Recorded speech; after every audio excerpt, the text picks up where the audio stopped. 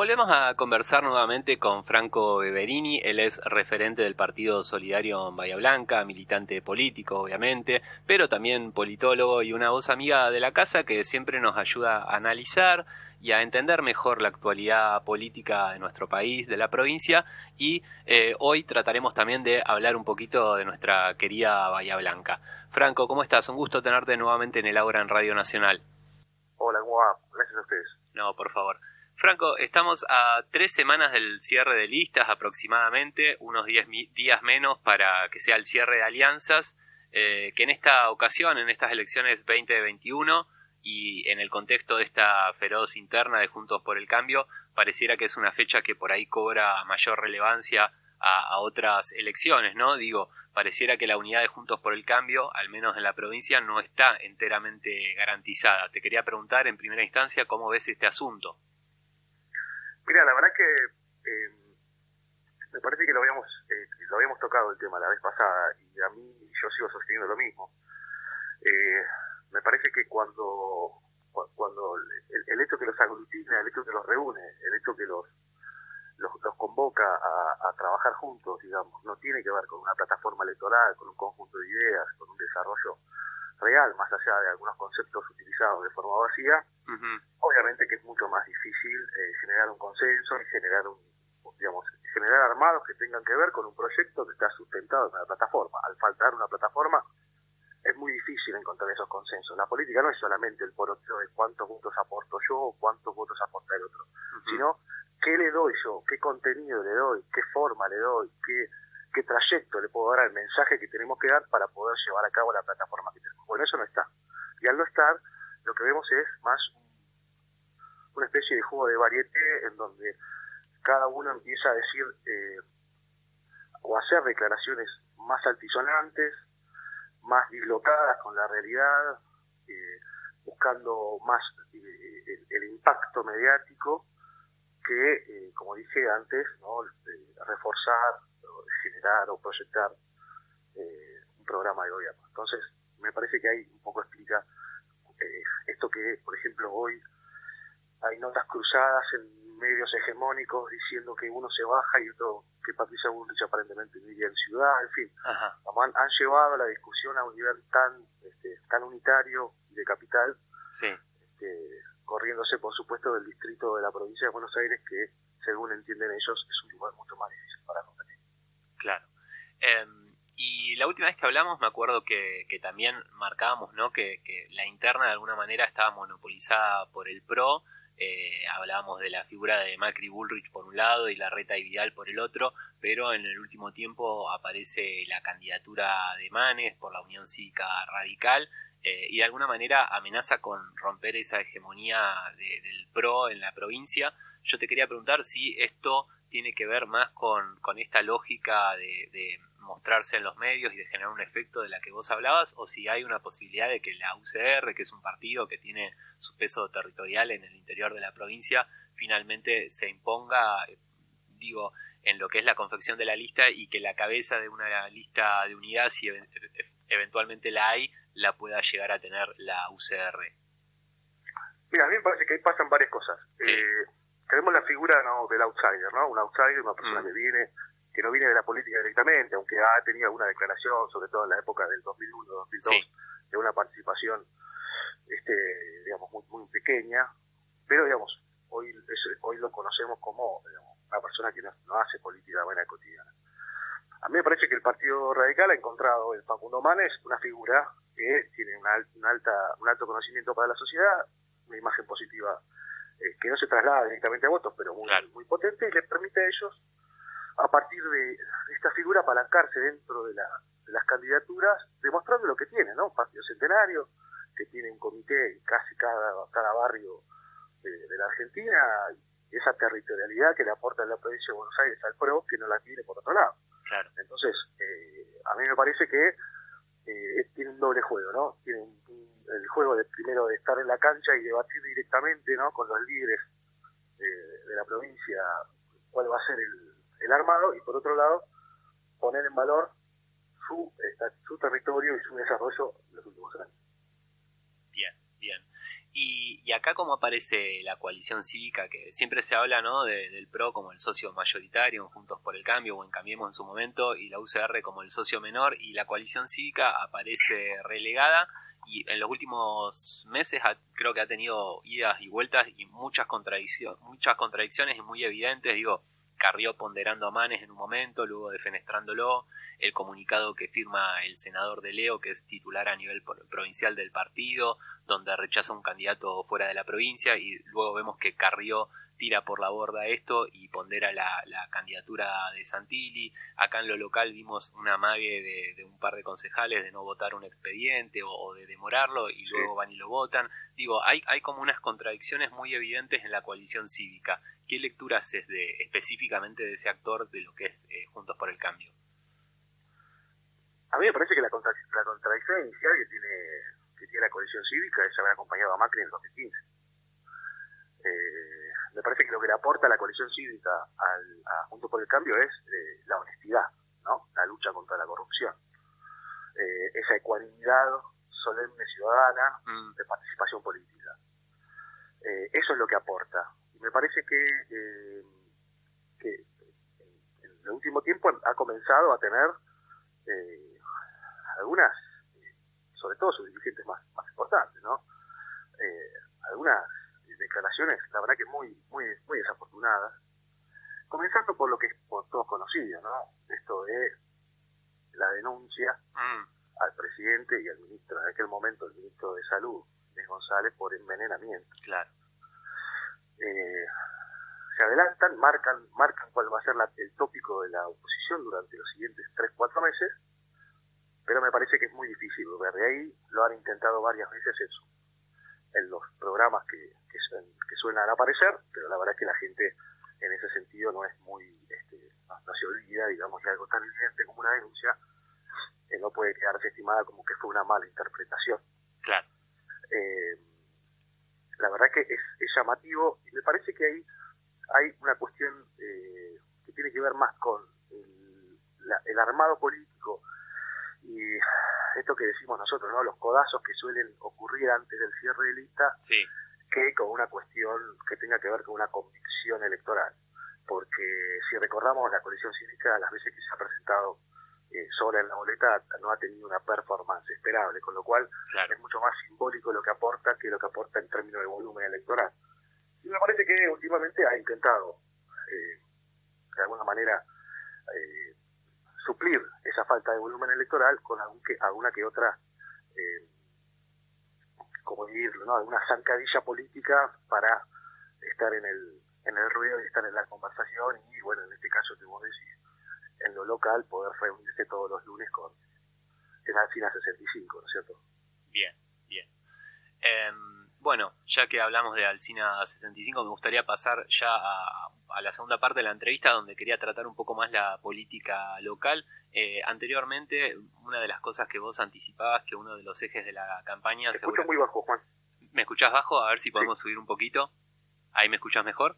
Ahí sí, gracias. Bien, sí. Te decía que en la anterior conversación que tuvimos, uno de los ejes que anticipabas de la campaña iba a ser la vacunación y la gestión de la pandemia. Pareciera ya que la oposición va a hacer una especie de contracampaña, tratando de instalar la idea de un genocidio, ¿no? Se ha hablado de comparaciones, ¿no? De si vamos 3 veces los 30.000 desaparecidos. No quiero abundar en eso, pero te quiero preguntar a nivel local cómo se va a...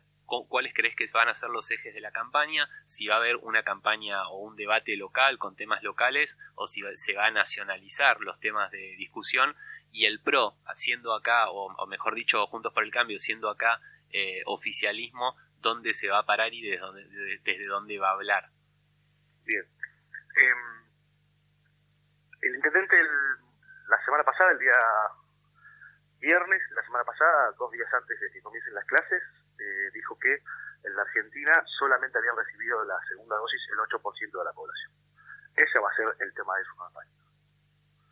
Y el día de ayer, el presidente del Consejo Deliberante sostuvo que la campaña de vacunación y sanitaria en la Argentina había sido un absoluto fracaso.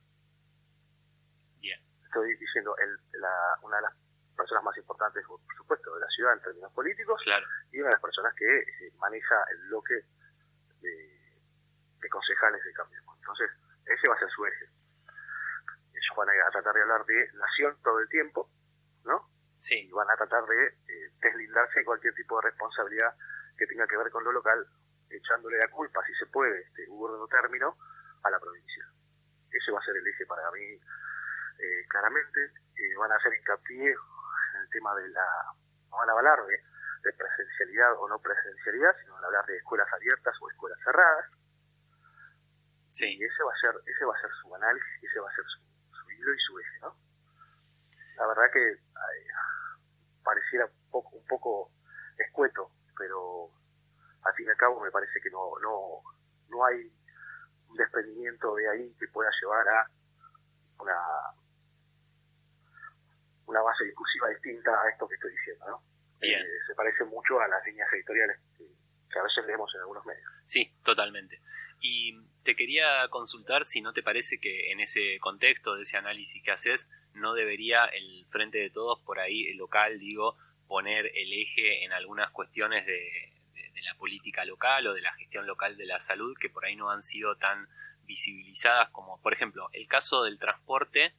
La semana pasada se dio un debate muy fuerte tanto en el Consejo Deliberante como luego con la presencia de concejales en los medios, pero pasan otras cuestiones, por ejemplo el cierre de las unidades sanitarias, que si bien se han expresado los concejales, lo han repudiado, han criticado la política sanitaria local, quizá ese tema esto por ahí es una opinión mía, no se ha puesto tan en agenda como otros que son igual de sensibles como el transporte, y que aparte de alguna manera viene a desbaratar también parte del discurso de Juntos por el Cambio, especialmente de los intendentes que critican que no se haya abierto el operativo de vacunación a los municipios.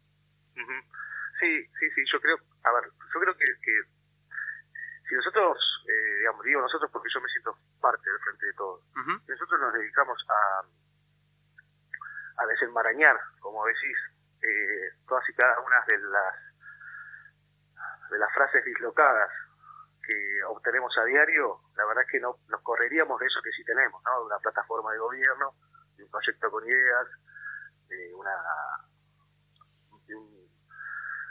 Sí, yo en eso estoy de acuerdo, estoy totalmente de acuerdo, Franco, pero no me refiero específicamente a la frase, sino, por ejemplo, esta semana estuvo en Bahía Blanca el tren sanitario provincial y para mí, a mi entender, dejó en evidencia esto que decíamos. Uno se cansó de escuchar a diputados de la oposición diciendo que había que salir a rastrear el virus, testearlo y aislarlo, y acá en Bahía Blanca, donde el PRO gobierna, lo que pasó cuando vino el tren es que vimos que hay un montón de gente que necesita hacerse un hisopado, es decir, no se está testeando, y que la positividad es altísima, entonces no se está aislando. Entonces, y perdón, y una cosa más, también las consultas regulares dejaron a la vista, ¿no?, que faltan aplicaciones del calendario nacional, y eso también es por el cierre de las unidades sanitarias. A mí me parece que falta visibilizar esa situación, no enredarse con lo que dicen referentes de la oposición, que concuerdo que es una pérdida de tiempo. Seguro. La verdad que la cuestión de la visibilización siempre está en el ruedo cuando nosotros gestionamos. La cuestión es que a veces, sobre todo en este contexto, a veces se tiene que elegir entre gestionar o darle visibilización. Yo creo que se hace todo lo posible, a veces no es suficiente.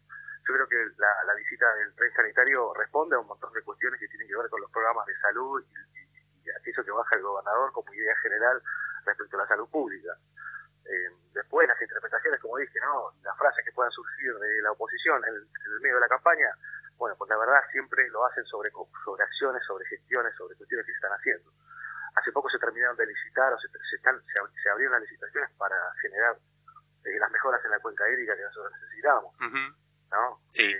Las unidades sanitarias, cuando asumió el actual intendente, había 53 y ahora hay 32. Claro.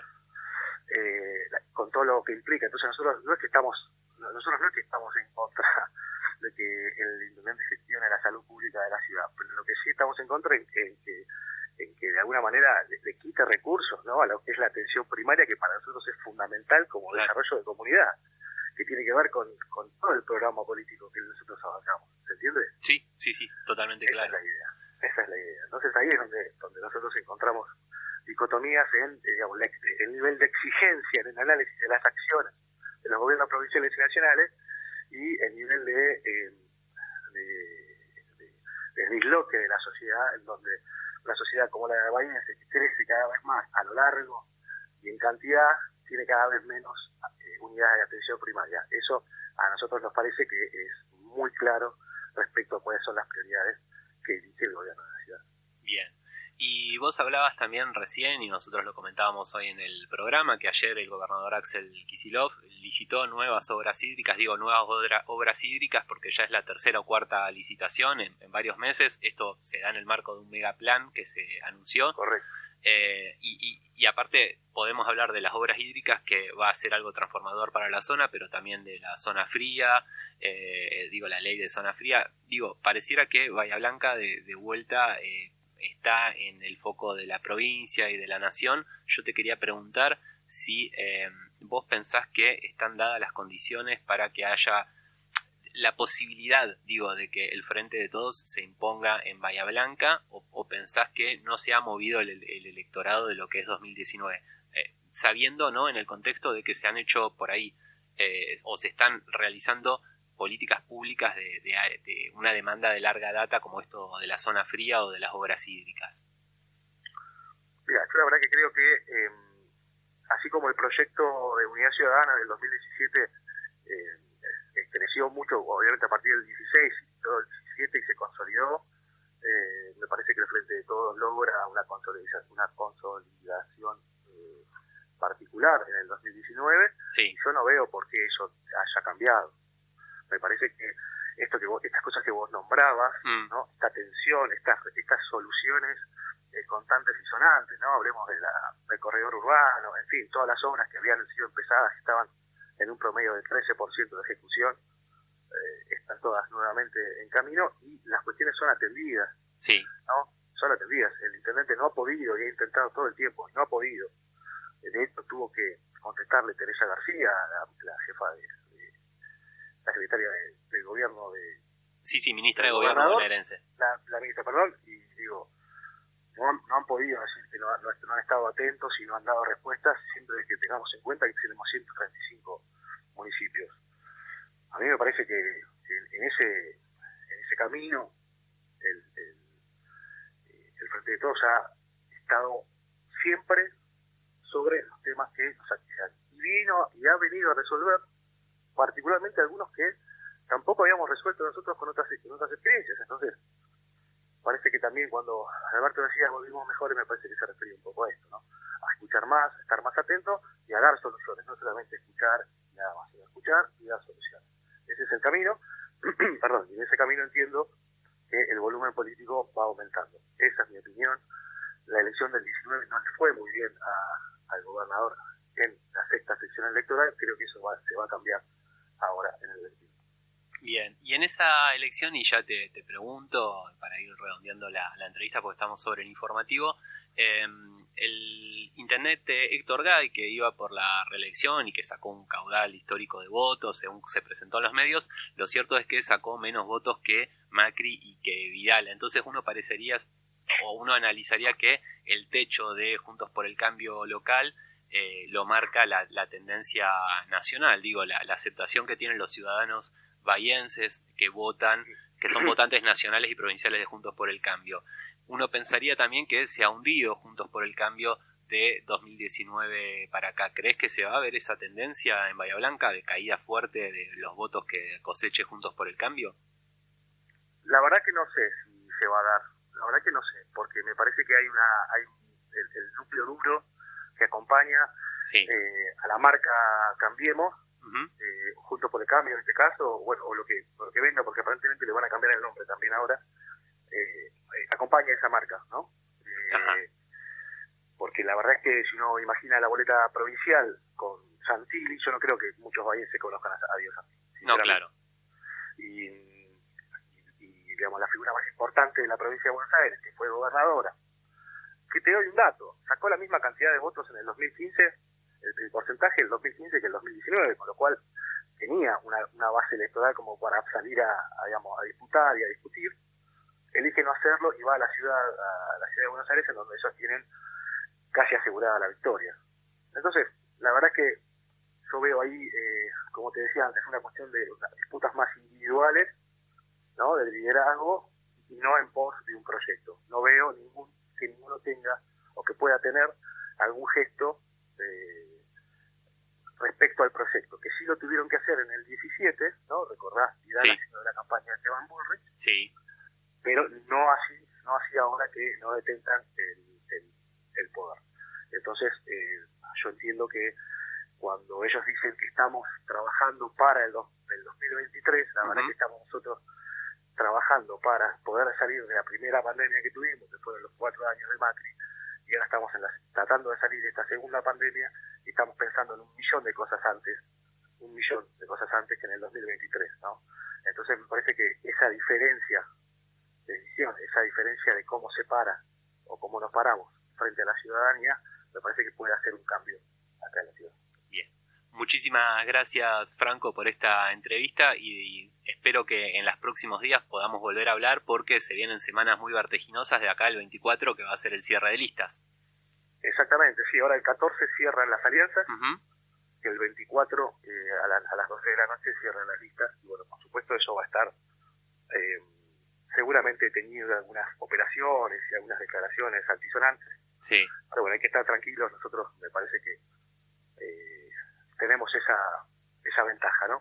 Que pensando sobre un proyecto, pensando sobre un programa, pensando sobre los valores y las cosas que queremos llevar adelante, siempre es mucho más sencillo ponerse de acuerdo que cuando uno va a charlar o a discutir cuestiones personales. Bien. Así que gracias por la nota, Juan. No, por favor, muchísimas gracias, Franco.